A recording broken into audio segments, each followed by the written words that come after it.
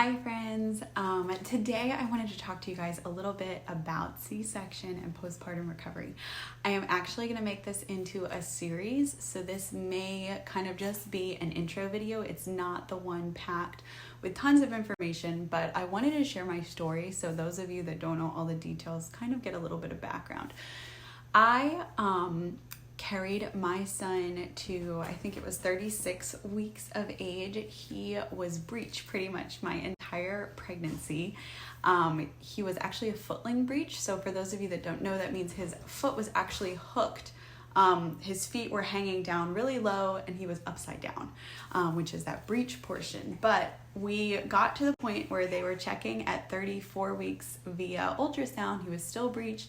I tried the chiropractor. I tried the flipping babies. So I did a bunch of inversions, trying to get him to flip around.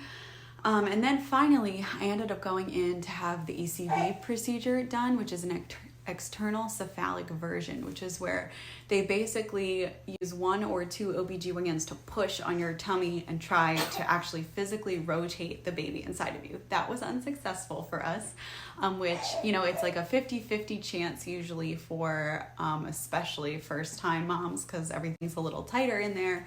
It was not successful for me. They tried for like 45 minutes with two doctors kneeling on my stomach, trying to push him around. And at that point, due to other complications in my pregnancy, they decided to stop.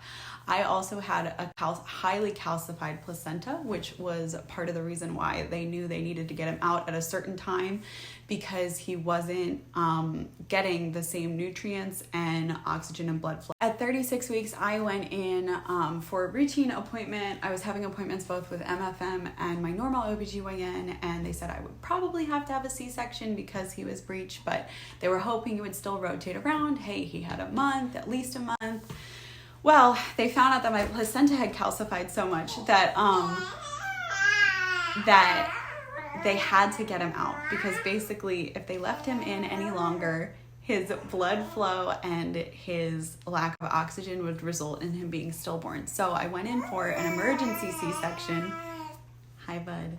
An emergency C-section that morning. I never thought I was going to be a C-section mom. I wasn't totally crunchy granola in that I wanted like a home water birth. Like I definitely am someone having worked in labor and delivery for like 6 years, being a neuroscientist, now being in graduate school for psychology. Like I value the power of medicine, but I've just seen things go wrong too many times. I loved OBGYN as a field of medicine, partially because I'm passionate about women's health, but also because people have been having babies for thousands of years. And really you can have a baby without medical intervention if everything goes well. But when things go wrong, they go really wrong.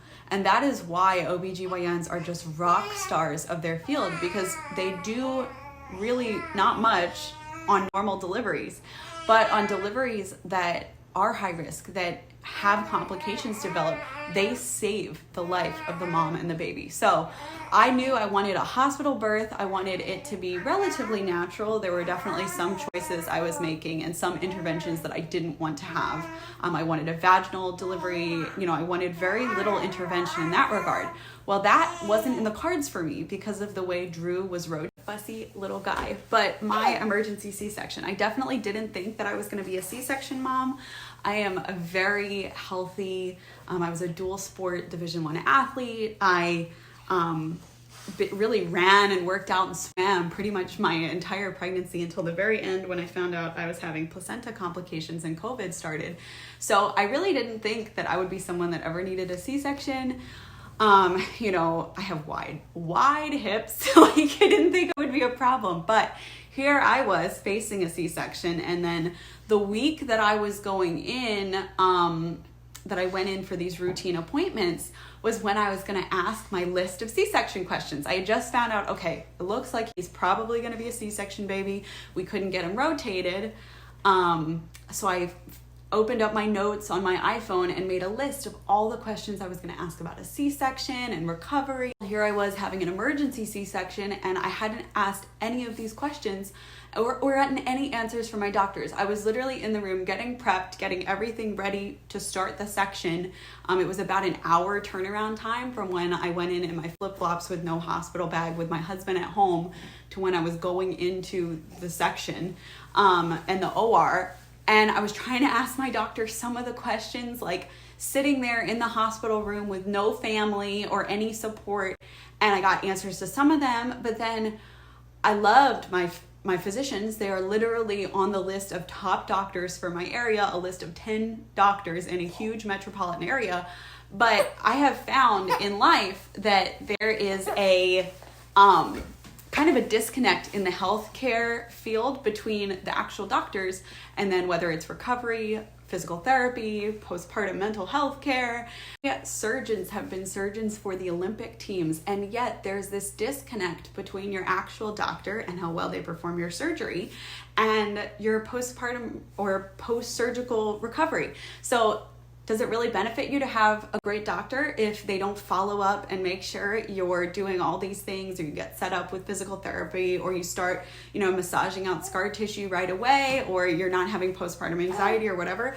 I don't know. I might even go with, a less incredible physician if they really understood the importance of that patient care trajectory, longitudinal relationship, and the coordination between various levels of that healthcare team. It's something I'm really passionate about as a therapist, and something I really think is lacking, having worked in hospitals, having conducted research in hospitals and looked at this, but from ER to trauma neurointensive care units. Back to my actual experience. I had an emergency C-section. I got an epidural and not a spinal or general anesthesia.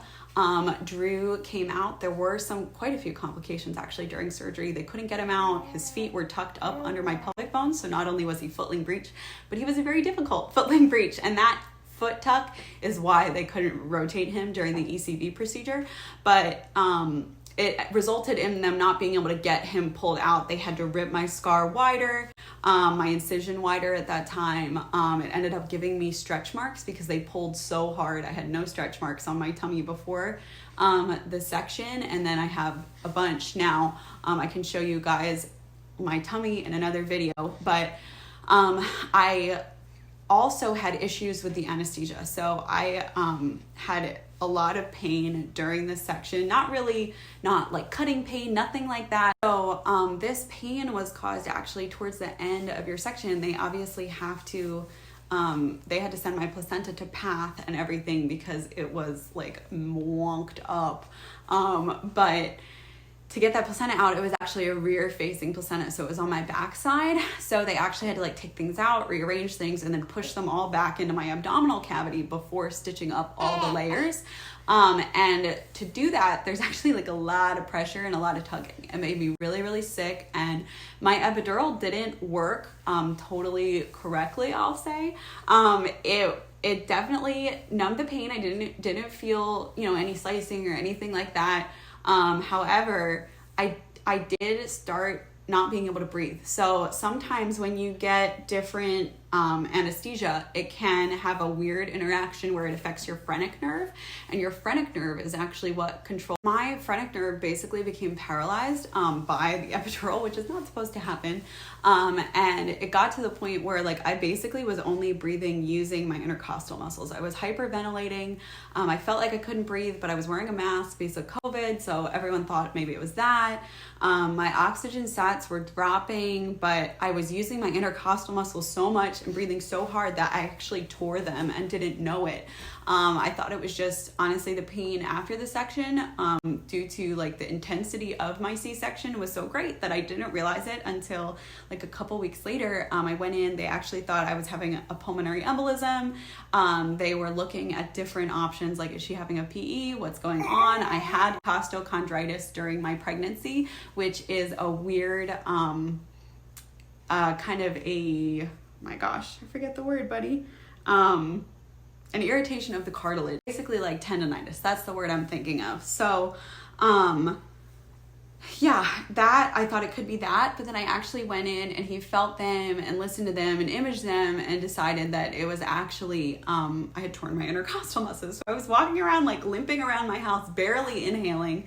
I had actually torn those muscles because they had been overworked so hard during the C-section, or that's what they believe at least, because it was a result of that phrenic nerve being kind of paralyzed by the epidural. So that was actually kind of my C-section story. They got throughout. I was in the hospital for less days than normal because of COVID. I wanted to go home.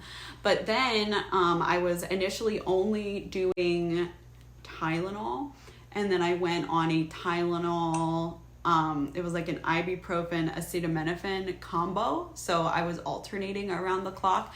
And then it got to 4 and day 5, I needed to be on, I believe it was oxycodone they put me on. I forget which codone, but yeah, I needed to be on one of those. I was in so much pain. I was like barely walking around on the Tylenol Motrin combo that they had me on. So yeah, that was kind of our hospital and C-section experience.